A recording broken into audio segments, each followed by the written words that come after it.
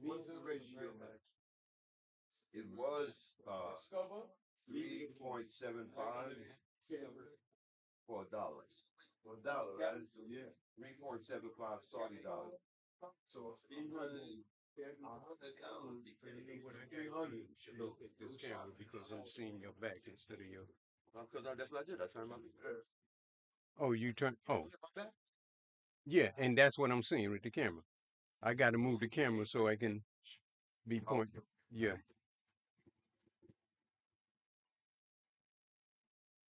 Yeah. Nah. My bad. Call on. How much? Okay. And that's it.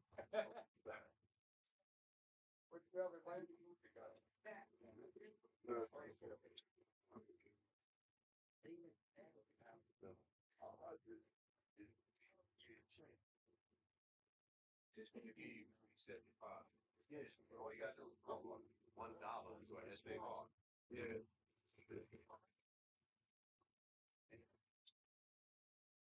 Right. So you know we're gonna do the squats after this time. Oh my God, she said that one of the actions you got. So John 80 and 90 over here. So trying he said, dash transaction here. But then you had that like yeah, I'm talking about my wife wrote yeah, but what real this? Inshallah, brother, أعوذ بالله أعوذ بالله من الشيطان الرجيم بسم الله الرحمن الرحيم الحمد لله رب العالمين الرحمن الرحيم مالك يوم الدين إياك نعبد وإياك نستعين اهدنا الصراط المستقيم صراط الذين أنعمت عليهم غير المغضوب عليهم ولا الضالين آمين. So our being here today and this trip that we are about to make is the answer to our prayers. And specifically, I know that last year when we were on Arafat, this was the prayer that I made. Yeah. That people from the Muslim Islamic Brotherhood would be able to fulfill their duty to Allah Ta'ala. And we're about to try to do that. We want to know that this trip that we're taking does not replace Hajj. But what it does do, it gives us the same benefit, the same blessing as having made Hajj. If you still have the opportunity to make Hajj at some point in time, do it. But it's becoming increasingly difficult to deal with the Saudis. One of the issues is they have quotas. And, you know, I tried 3 years in a row, 3 computers, trying to log in. Very difficult. And I got very frustrated. And I actually was telling myself that Allah didn't want me there. Because of the idea that Allah Ta'ala has provided all of us with means and resources. And in this instance, He has given us means and resources to fulfill our duty and responsibility to Him. One of the important things that I learned is that, you know, we don't have to be ragged. We don't have to enjoy, you know, some of the benefits that Allah Ta'ala holds out for us. We don't have to sleep on the ground. And I'm not saying that in a negative way, but that's the situation. That's the situation. But Allah Ta'ala has enabled us, you know, to enjoy and experience His bounty. And for that we say, Alhamdulillah. And I just want us to kind of understand that piece. You know, we are really blessed, you know, beyond our imagination. And often, you know, we don't really appreciate the blessings that we have. We have more than what we need. And that's really the truth. One of the things that we were talking about in the halakha, we mentioned, and this is why we try to invite people to come out on Saturday. We were talking about we were rehearsing and preparing for the questioning in the grave. Sure, y'all know that when we get the grave, we're going to question. Well, anytime there's a test or interrogation, one of the things you need to do is to prepare. So in our conversation most recently, we began with, and any of you that are familiar with Mubadi al-Islam, also developed Sharif fundamentals, it basically says, no, may Allah Ta'ala have mercy on you. You got to obtain knowledge. Knowledge of Allah, knowledge of the Rasul, and knowledge of Deen. Those are basically the questions that we're going to be being asked. So one of the things that we emphasized was that everybody in the planet is not permitted to say Allah's name. And we started with that. Started, at least we did, trying to acknowledge that we have been blessed, even with Allah's name. You see people in some of their writings, they got the G, the slash, and the D. You think of Pharaoh, you know, when the water, when with the Musa alayhi salam, what did he say? Now I believe, and that which Musa worships. But Allah did not permit him to say his name. And I focus on that because I remember myself, among the things that I constantly do is reflect. In order to understand the moment, which was a part of the brother's khutbah, you know what I mean? No, that was Abdul Kareem. Yeah, I don't know if y'all know Shakir Abdul Kareem. He talks about the now. Only now matters. But in order for me to understand where I am, I have to know the journey. And I'm really serious about the point that, and part of my little beginnings, they got a lot of other stuff. I didn't use it. A lot of stuff in my beginnings, I remember that I used to when I was on the roof, and the only thing that I had was Allah's name, and I'm screaming at the sky, at the sun, Allah, Allah, Allah. I remember that, and that's what I think about in terms of Allah made me say His name, and I didn't want to devalue the significance of even that act, being able to say Allah's name. So Allah subhanahu wa ta'ala is extending to us, each and every one of us, an invitation. Everybody doesn't get an invite. And so I don't want us to diminish the significance of what it is but in the same token we were talking about in the halakha, this concept, marifatullah. And you can do your own research in terms of what that's really all about. But the idea is a kind of intimacy. And I don't really know how to say all of this, but it's tantamount to an experience.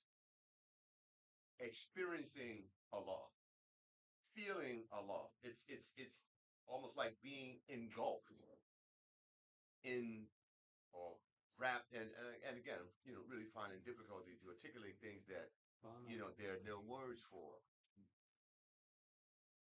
And I'm sure that each and every one of us, at some point in our journey, have had an experience with Allah Ta'ala wherein there were no words. There was nothing that you could say, but you felt it. And I think that that's what's going to happen. At least that's what's going to happen for me when we made hard. The brother's going to tell us about the rituals and this, that, and the rules and how to do this, how to wrap the ihram, and when to cut your hair, the running back and forth, you know what I mean, the circumambulation of the Kaaba. But it's the experience that we should those that focus on. Feel what's happening because for some of us it's going to be a once in a lifetime experience, and it really is. Hair looks different. At least for me, it did. When you go outside, it just feels different. We are in a different space. And I hate to say a lot of stuff because, some people characterize the Kaaba as being the navel of the planet. You understand what I'm saying? But again, this is an experience. And I have no real words to prepare us for this. We're going to have, again, discussions about the rituals and all that kind of stuff. But understand that rituals are a means to an end. We engage in these practices, exercises, in an effort to achieve something. What are we trying to achieve? That's each individual's own question, and you got to provide your own answer. What are you trying to achieve? You see what I'm saying? Just like, for example, when we fast, Allah Ta'ala tells us what is supposed to be the result. So you can engage in an evaluation of whether or not you're achieving that. And we fast for what? Right? Okay. But, when we fast, what is supposed to be the result?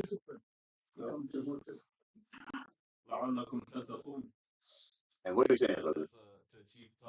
To achieve taqwa. You see what I'm saying?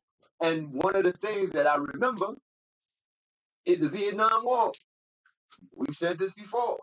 When they was fighting, one of the questions they asked was, up 2, 3, 4, what the hell are we fighting for? A really important concept, because if we don't know why we're doing what we're doing, you're not going to get what it is you're supposed to achieve, and you might just quit. You don't even know why you're fighting. And we fighting. And what are we fighting? We're fighting for our souls. You see what I'm saying? Because who is after us? The shaitan, our clear and avowed enemy. And this is why I'm getting excited, because we are fighting. I'm fighting for my soul. For real. You know what I mean? And we're trying to ensure that this is not, that this is, that it's real. And I don't really, again, I'm kind of lost for words and saying some stuff. But often, because of the way that we have been socialized and raised in this country, and you can say the world, you know what I mean? It may not be real for us. And I don't know how to say that. You know what I'm saying? But try to understand what I'm saying. You know what I mean? In terms of, a closeness or proximity that we should have with Allah Ta'ala. One of the brothers said during the halakha, you know what I mean, that Allah Ta'ala has promises, and I paraphrase the hadith, that He will become our hands, our feet, our eyes. You know what I mean? And this is, this effort to become the embodiment. About embodiment where the Rasulullah with the walking Quran. Well, that's our chance too. To become good. You see what I'm saying? Because what we're going to achieve, and this is one of the things that we learn, it is not just for us. Allah Ta'ala has assigned us a task and a responsibility to call to Allah. Each and everybody here will be in ayatullah. That's what we're supposed to be doing. We're supposed to be assigned, pointing to Allah. What else are we supposed to be doing? You see what I'm saying? And we do that, as you are doing that, with your lives. So, that's how I, thought about what we did. And that's how I'm thinking about, and one of the prayers was like, don't we want to see all of us together in the garden? And that was the prayer. I want to see us, the people that, we have struggled with, the people that we have served with. Don't we want to be together in the garden? You see what I'm saying? So that requires us to pray for each other. That requires us to work together. That's one of the concepts we had in our discussion. Don't say I about anything. That's a we thing. You see what I'm saying? Because as we said in our little discussion, the I is one of the characteristics of who? So we try to unlearn a lot of stuff that we learned. The I is American. And y'all remember John Wayne, right? That rugged individualism. You see what I'm saying? That's the American way. That is not our way. So that's a beginning of what we want to say is. And so this Umrah It's a journey. And it is a journey in which we are making the effort to visit, say the house of Allah. But again, we need to understand that we know the law don't live there. And this is why we gotta have more concepts about our Peter. I know where is the law? Where is the law? Above the throne. Above the you see what I'm saying? But we need to understand that Allah Ta'ala has no place. We need to understand that direction does not apply to Allah Ta'ala. All concepts that are created don't apply to Allah of the Wada. You know what I mean? Where Allah Ta'ala says in another place that vision comprehends, it's basically Basir. There's no insight. We can't conceptualize Allah. You know what I mean? We just have to appreciate what He shows us of Him, but we can't grasp it. You see what I'm saying? That I like our little brother back there said, because among the things that we were thinking about doing, our colleague, he said we need to have an assessment of the community's knowledge base. We should do that in the school of youth. Have brothers demonstrate what they say, because it's about demonstration, not about a lot of talking and stuff like that. So Allah Ta'ala is extending to us an invitation. Alhamdulillah. To draw near. What we do with that is another story. But we are on a journey. As the brother said in the khutbah, that's the life course. You see what I'm saying? And so, we are moving. To be quite honest, I'm really excited. And so, it is an act of ibadah in terms of visiting, the house of Allah Ta'ala. It is a spiritual experience. And that's why it's difficult to, put a lot of this stuff in words, at least for me. You know what I mean? In terms of, again, we are physically present, but it's more than the physical present. It is a spiritual experience. And I don't really know, how to prepare for that or to talk about that. A lot of things, you just got to be in it. For example, among the things we're trying to do is get beyond believing. Allah Ta'ala says in Surah, we heard this again today, and Nabi and in Surah Muhammad. No, don't say believe. No, there's none worthy of worship except Allah. You need to know that. And I'm saying that not we, because we used to believe in a lot of stuff. Santa Claus. And I bring this up all the time. Because I used to believe in Santa Claus. I live on 116th Street on the 6th floor. Little Santa Claus come down the chimney. And guess what? You didn't have a chimney. I ain't had a chimney. I'm serious.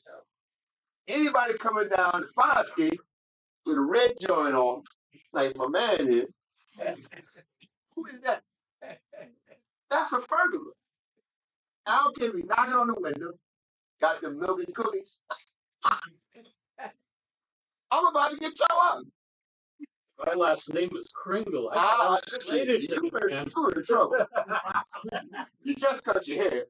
Yeah, I know. I'm getting it. So if you let that beard grow.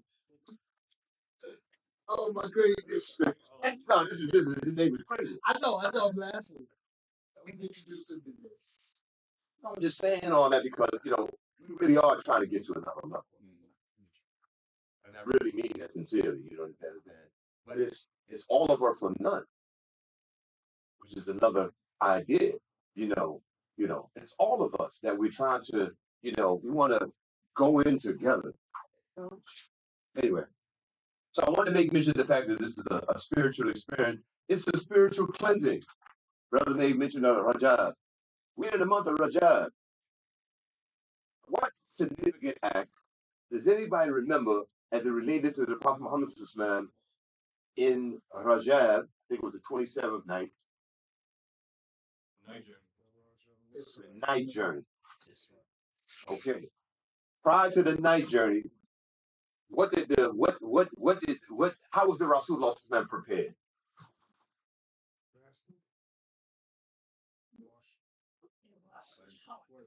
Right, yeah, well, yeah, go ahead. Just say that I'm standing on this side because, when you stand on the side with the lady, they think he's watching them. You know what I'm saying? You know, somebody to watch, but I don't want to stand over here. You know what I'm saying? I'm staying over here. You know what I'm saying? Wait, what was you saying, sir? Yeah. So, if they had to wash the Rasul, this man's heart.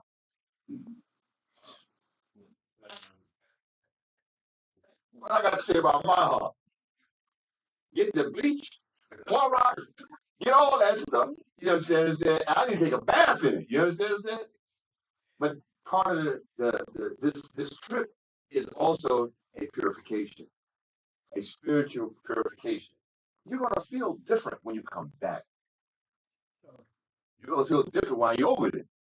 You see what I'm saying? And nobody gonna chase you around and get up and go to Fajr Salah.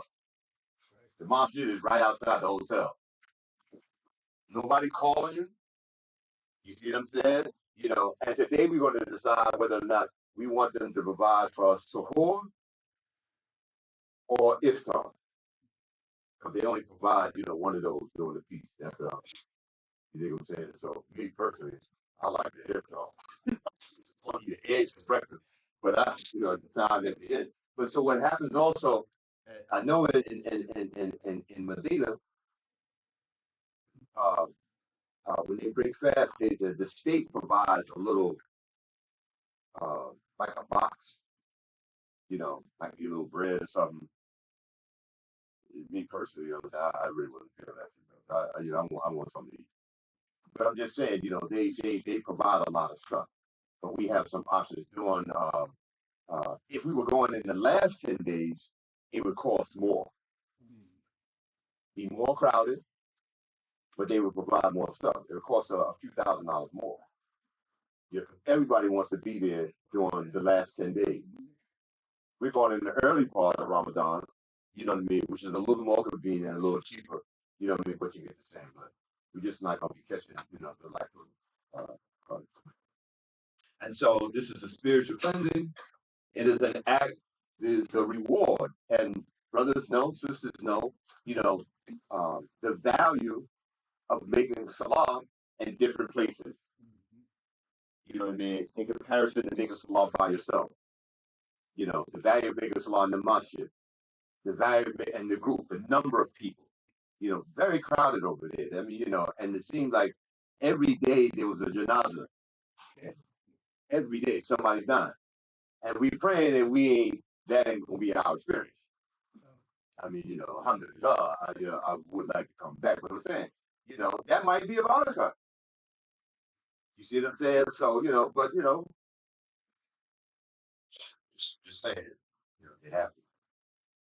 And so Allah subhanahu wa ta'ala, in providing us with all these rewards, is going to shower us with blessings that we cannot even enumerate. We're not going to be able to detail these things in any fashion, but it is an experience, and that's what I want to. And so, this Umrah, if it is performed sincerely, and this is one of the things that I'm trying to learn in terms of focus. I'm not concerned about the fire. I'm not concerned about the Jannah. What should I be concerned about? Somebody said, pleasing Allah. That's all. Because all these other things are consequences of Allah's pleasure or Allah's displeasure. And Allah tells us in Surah Al-Tawbah that the greatest achievement is the pleasure of Allah. Once I read that, that I got to remember that because I don't remember that hearing something like that just once in the Quran. Greatest achievement is the pleasure of Allah. So all the things that we do, we should do with that because that's all we're trying to do, And again, and this is for the brothers because the brothers, every brother over here gonna say they are a lover. Yeah, I'm just saying. But the idea is this: you want Allah to love you. to be pleased with you. I want to hear Allah Ta'ala call my name.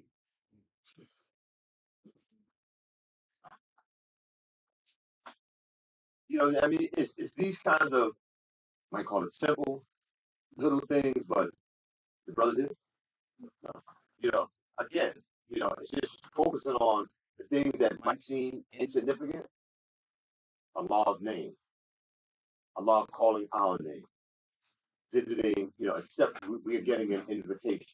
I'm learning how to say constantly, utilize Bismillah. Everybody knows how to, everybody knows that, but does everybody use that? You see what I'm saying? Lock the door, Bismillah. Quick story. There was this husband who was angry with his wife because every time his wife did something, she said, Bismillah. So he said, I'm going to fix her. So, story, folks. So one of the days he gave her a bag of money.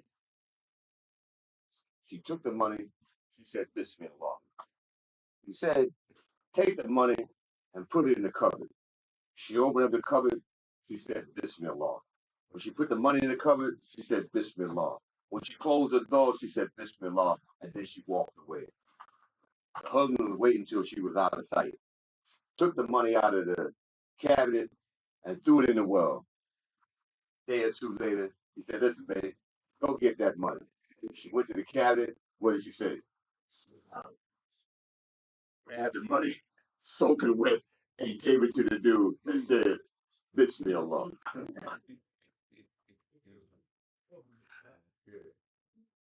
And I'm just saying, there's power in invoking Allah. Let me ask a question.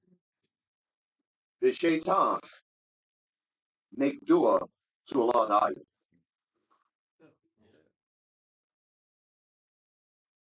So everybody knows Shaitan made dua to Allah Ta'ala. What did he say? Give me respect. So if the Shaitan makes dua to Allah Ta'ala, knowing that Allah Ta'ala answers prayer, I mean, what's my problem? The Shaitan prays to Allah.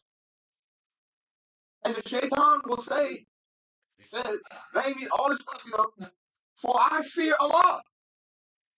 And I'm saying, hold on now. My clear and avowed enemy has the wherewithal to invoke Allah Ta'ala. What is wrong with me that I should do it even more? And I'm just really trying to understand stuff, folks. You know what I'm saying? And that's what I'm saying. The brother's coming to the early form show. We are making as best an effort as we possibly can to please Allah.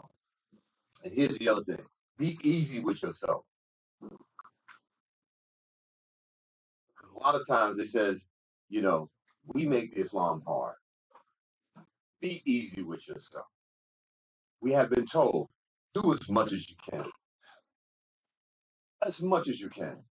Because the success is with Allah. You know, Allah knows the degree of our effort.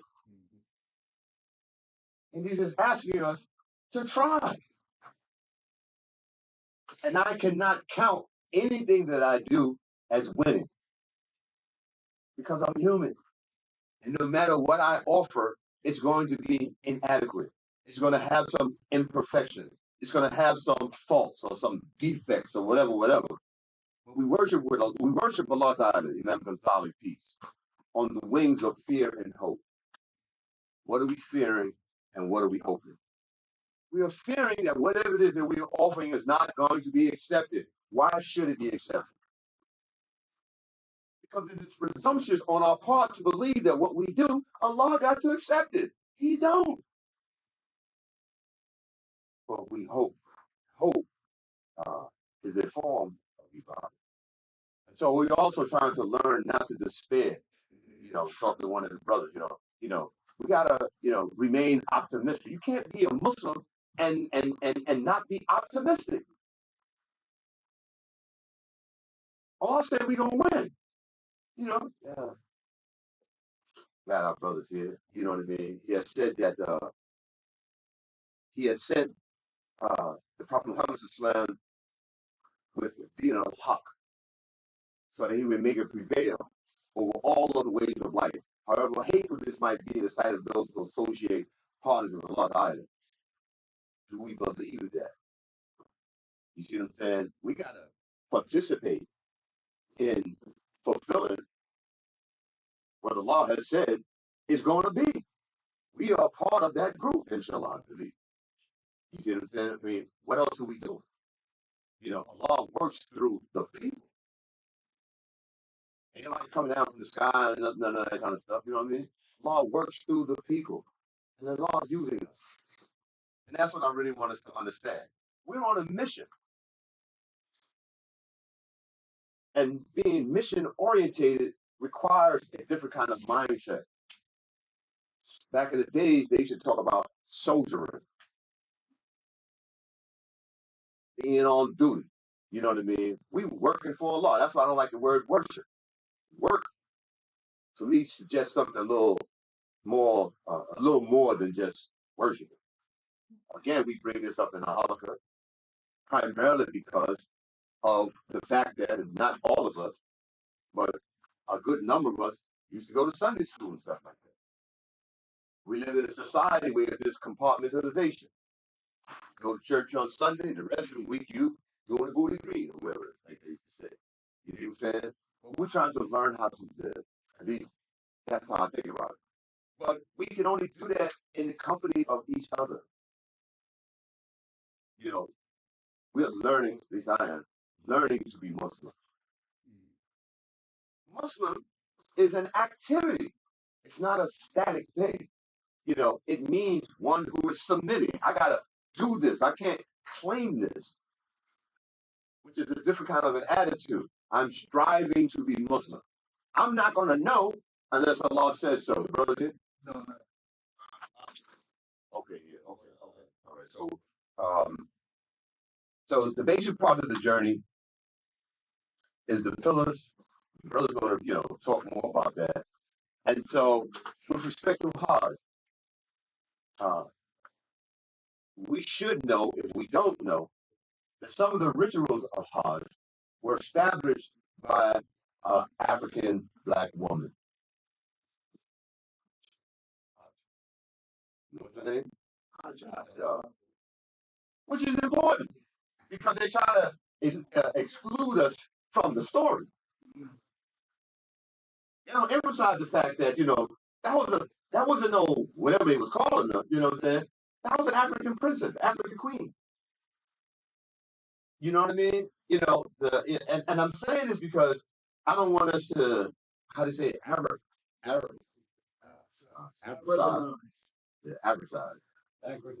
whatever. You know what I'm talking about, you know what I'm saying? But it's the idea that, and this is another careful piece because we don't want to turn around and start worshiping this skin color. But at the same token, we need to understand that that's their story or his story. That ain't the story of the past as it relates to us as a people. You see what I'm saying? We played an integral role in all of these activities and things like that. We just need to acknowledge that. So the whoever can call it down anytime, you know what I mean? So we can make our time to brother show. You know what I mean? Because I just spoke to him on the phone. He said he's on the way. So let's pause for a second. Make Asr, and then, by that time, we should be here. Hopefully, inshallah. But again, we're going to have to stop because I'm going to have to have some brothers help me bring the brother stuff up. So somebody called me a dog, and, our brother with the somebody. His name is somebody. His name is, what is that name? His name is, cool. That's a bike. Yes. Well, that's just somebody. When you go into robbery and they ask you what your name is, tell them your name is nobody. That's what I know. Remember, right? What's his name? Allahu Akbar, Allahu Akbar. Allahu Akbar. Allahu Akbar. Allahu Akbar. Ashhadu an la ilaha illallah.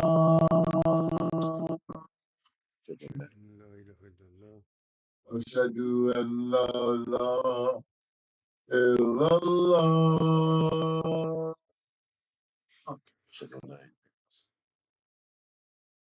Ashhadu anna Muhammadan Rasulullah. Ashhadu anna Muhammadan Rasulullah.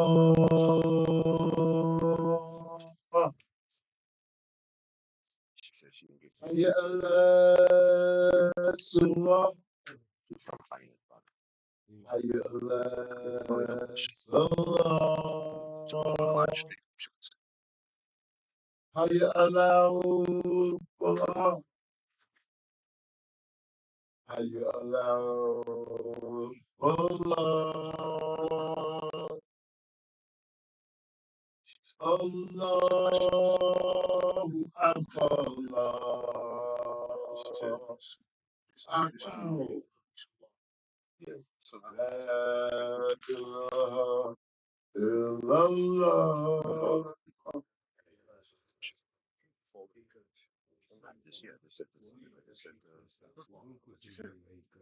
So inshallah, we got to figure out how to move the chairs and stuff, bro, so we can make this a lot.